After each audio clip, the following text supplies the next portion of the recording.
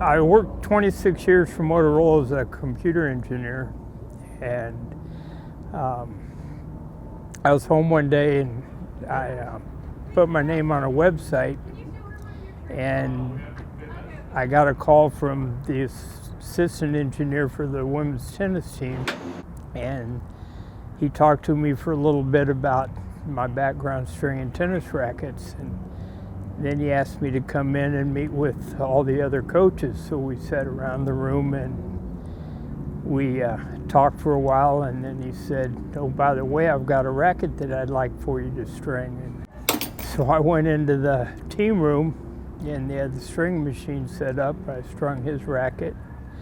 Then some of the athletes came in and said, "Oh, could you string my racket for me?" And before I knew it, I'd strung 10 rackets that afternoon. And this pulled the tension on it, but the clamp's gonna hold it so I can release it. So, you know, these people, they work in the shadow. It's like when we win, we don't only win for us, we win for them too, like the fitness coach, the trainer, the stringer, you know, and Doggy is doing Doug, like, we're super close to him, you know, he's like a grandpa for us, you know, like we're just like messing with him all the time, and but he's doing such a good job, like always when we need racket, he's always there, you know. When you need racket during a match, he's always stringing it in like super fast, so we need to have it on time, you know, and the super discipline.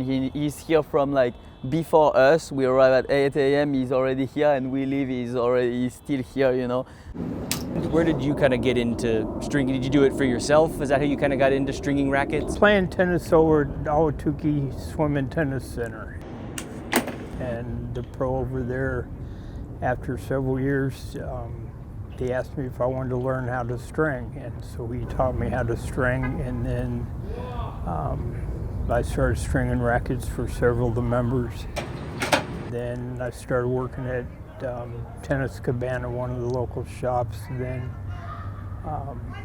I spent some time out at Ray's Rackets, spent a day out there learning from the master string technician out there. You're down, over, around, and you go back through the loop again. And he's just part of the team, you know, like part of the team. He's like our number 10 player of the team, you know, so it's a little bit the way we see him, you know.